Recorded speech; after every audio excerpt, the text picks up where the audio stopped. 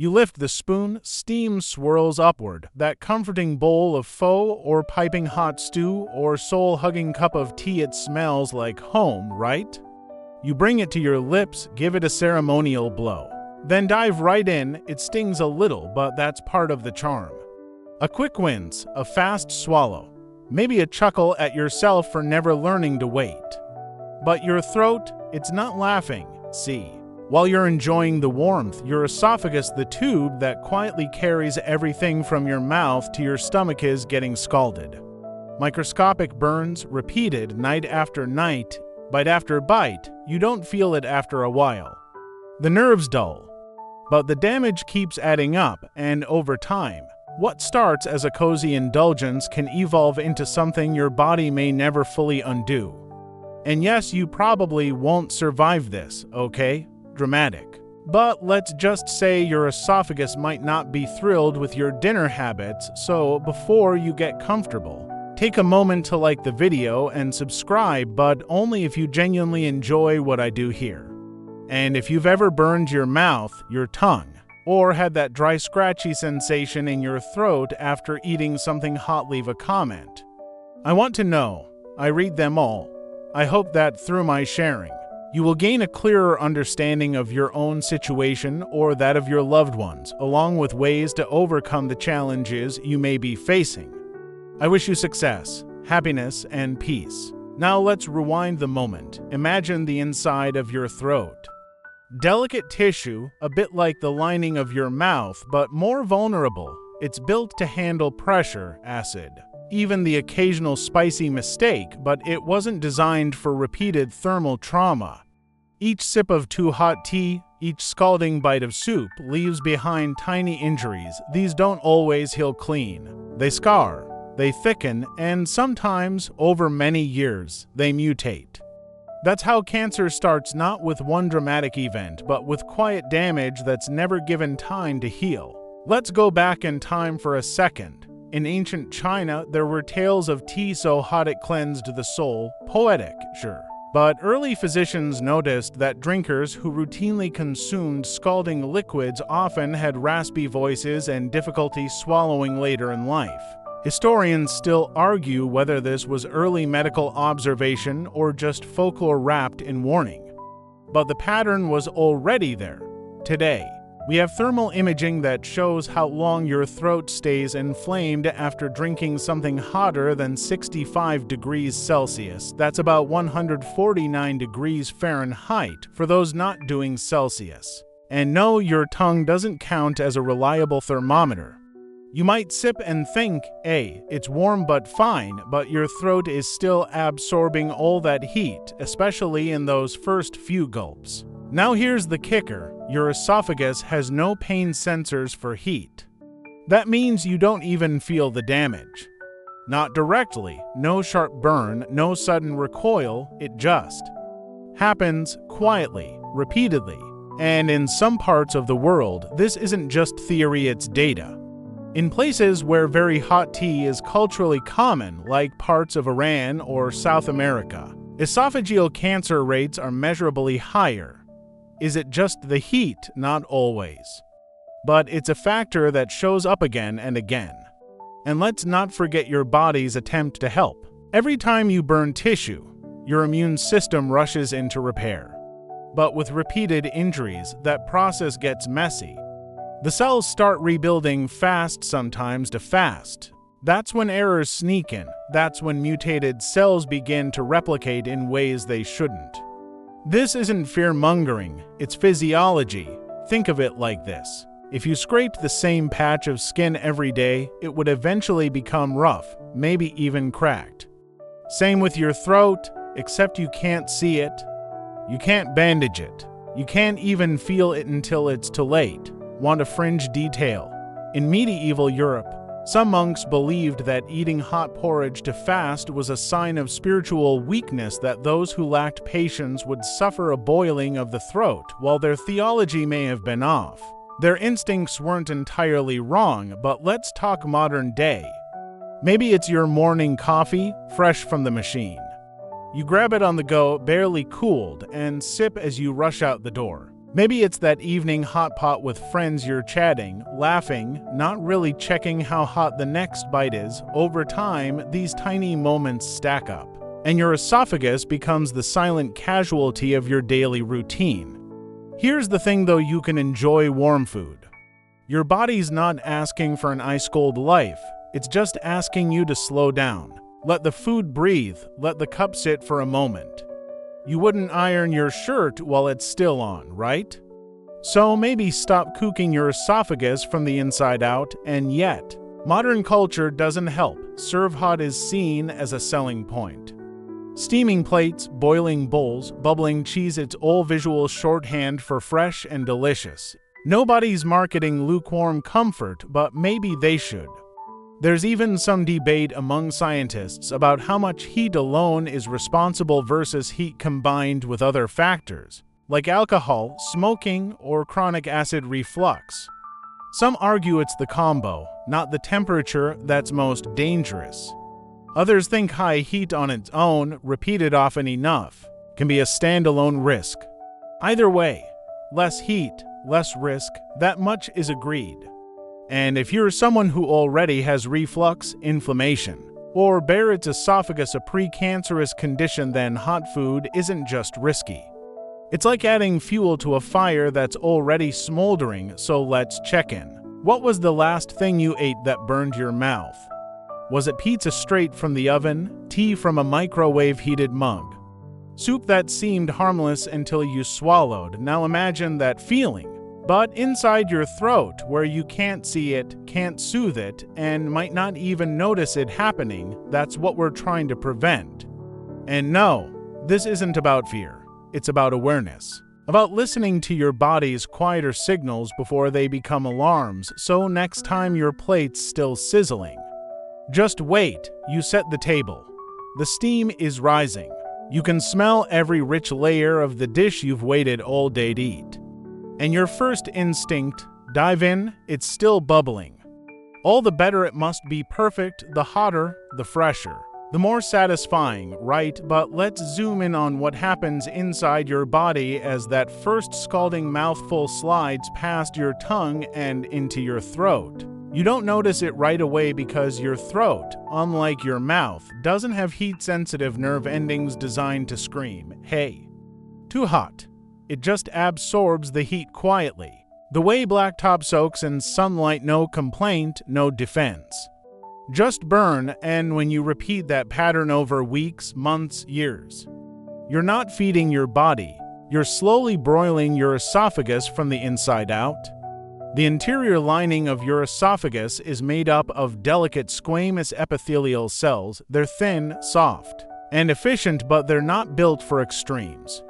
When exposed to high temperatures, especially liquids over 65 degrees Celsius, those cells begin to deteriorate little by little, layer by layer. The lining weakens, microscopic wounds form. Your immune system rushes in to patch things up, but it's a rushed job. And sometimes that rush leads to repair error cells that don't follow the usual rules. Now you've got inflammation. Maybe redness, maybe swelling. If this were on your arm, you'd see it and treat it. But because it's hidden, you do nothing, you just keep sipping. Over time, those healing errors may build into mutations. And those mutations, that's how cancer begins. Not in one dramatic gulp, but through tiny, repeated trauma. And if you think this is some overblown modern worrying, think again. Historians still argue whether the ancient habit of drinking extremely hot beverages in Central Asia played a role in early throat ailments. There's no definitive documentation, but oral traditions from Kazakhstan and Mongolia warned of the burning throat sickness passed from elders to children, not through genetics, but through habits. Modern science has caught up.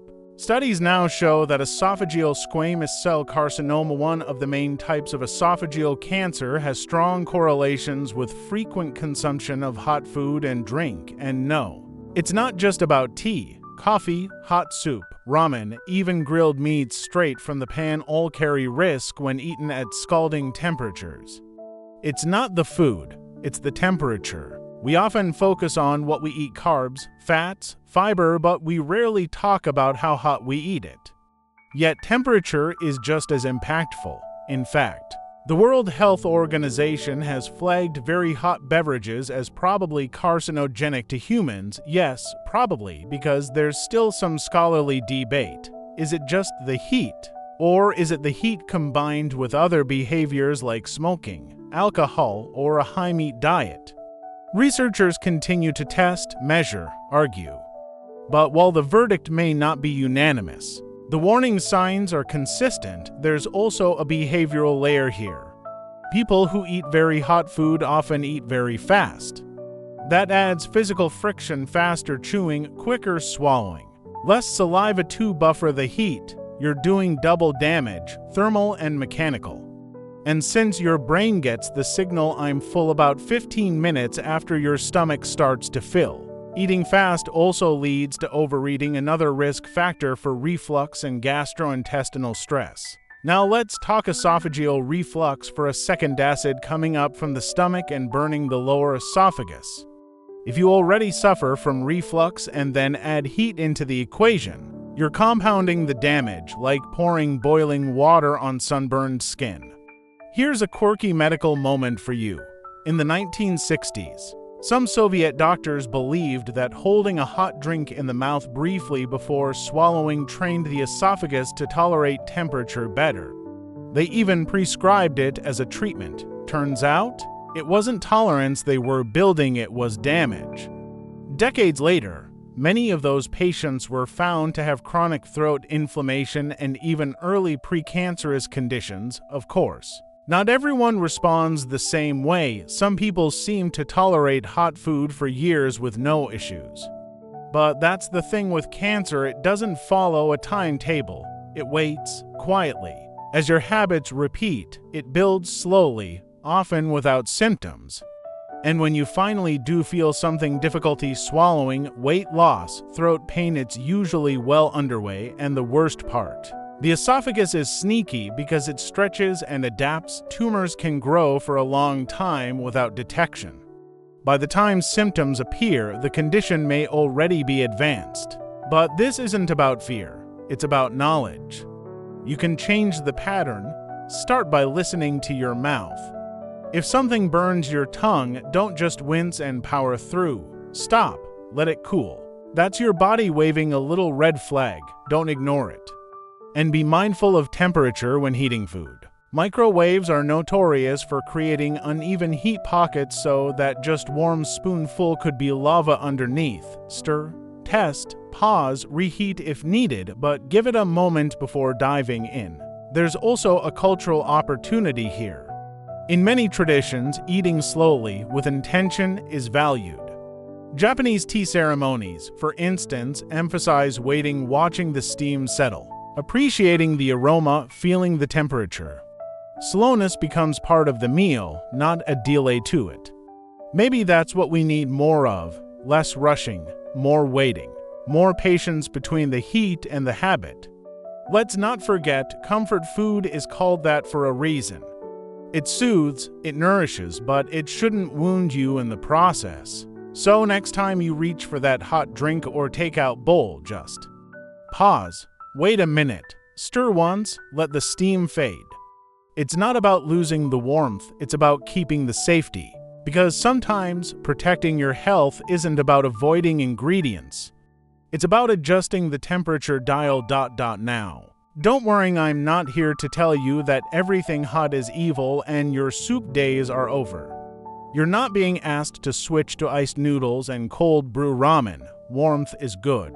It soothes the stomach, comforts the soul, and makes life a little softer around the edges. But there's a difference between warm and scalding, and once you know that, protecting your esophagus becomes a lot easier than you'd think. Start here. Wait before you eat. Simple, right? But how often do you really do it? You pull the lid off your delivery bowl, see steam, and go right in. You microwave leftovers and take a bite the second the plate comes out. It's instinct. You're hungry. But that 60-second pause can make all the difference. Let your food breathe.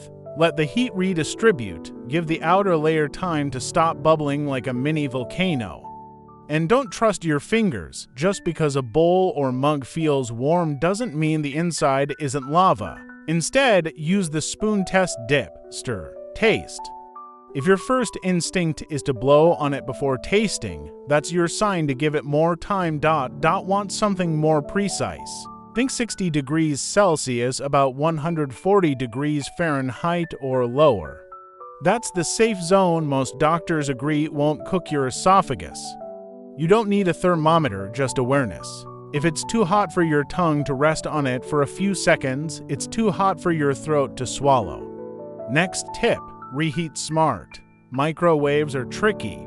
They heat unevenly. One part of your lasagna is lukewarm, the other could light your tongue on fire. Stir halfway through. Let it sit before eating. And avoid drinking directly from microwaved mugs. Heat concentrates unevenly, especially in liquids like soup or milk. Now let's talk utensils. This one's subtle but relevant. When you use ceramic or metal bowls and spoons, they retain heat longer than wooden or plastic ones. That means they can disguise just how hot your food really is. A spoon that feels cool might still deliver a burning mouthful. A wooden spoon, on the other hand, cools faster and gives you a better sense of the real temperature. There's also the matter of speed. You eat fast, so does everyone. Life is busy, lunch breaks are short, and nobody wants to be the last one at the table. But eating too quickly doesn't just affect digestion, it compounds the risk of thermal injury. When you eat fast, you don't give your tongue time to react. You also don't chew thoroughly, which means bigger pieces travel faster, carrying more heat straight into your throat. So slow it down. It's not about being dramatic. It's about letting your mouth do its job: cooling, tasting, adjusting. Now here's something fun and a little odd. In the 1800s, a group of French physicians conducted experiments where they tried to train themselves to drink boiling broth without injury. Their method: start with warm soup and increase the temperature by a few degrees each week. Their conclusion: it didn't work. They all developed sore throats. One even lost his sense of taste for a month. The moral: your throat doesn't adapt to heat, it accumulates the damage quietly. But what about cultural habits? Let's go there for a second. In countries where hot drinks are popular, like yerba mate in South America or black tea in parts of the Middle East, rates of esophageal cancer are higher. Researchers originally blamed tobacco and alcohol, but when they studied non-smokers and non-drinkers who still had high cancer rates, one factor stood out: the temperature of what they drank. Still, historians and cultural scholars continue to debate whether it's truly temperature alone or the combination of heat, environment, and genetic factors. Either way, the pattern is too strong to ignore. And even if culture celebrates steaming mugs, your throat still deserves a voice in the conversation. So how do you keep the comfort and ditch the risk? Try this habit loop. When food or drink arrives, pause and smell first. Aromas are part of digestion, and this gives your food time to cool. Stir, always, even once. This evens out heat and lowers the peak temperature quickly. Blow, yes, even in public. If someone judges you for blowing on soup, just smile and say, "I'm protecting my esophagus." Wait 5 full breaths before that first bite.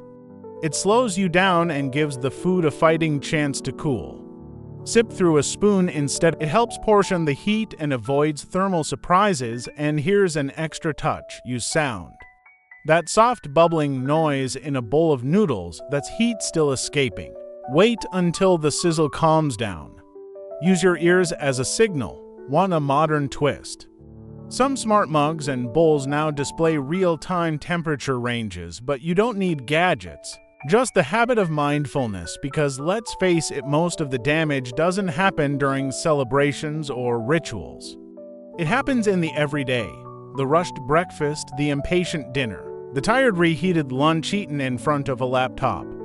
That's where your throat silently pays the price. And yet, this is good news, because it means the fix is also simple. You don't need to give up hot food. You just need to give it a moment, a breath, a stir. a pause. And maybe, just maybe, your body will thank you with years of smooth, painless swallowing. Let's finish gently. Now imagine it.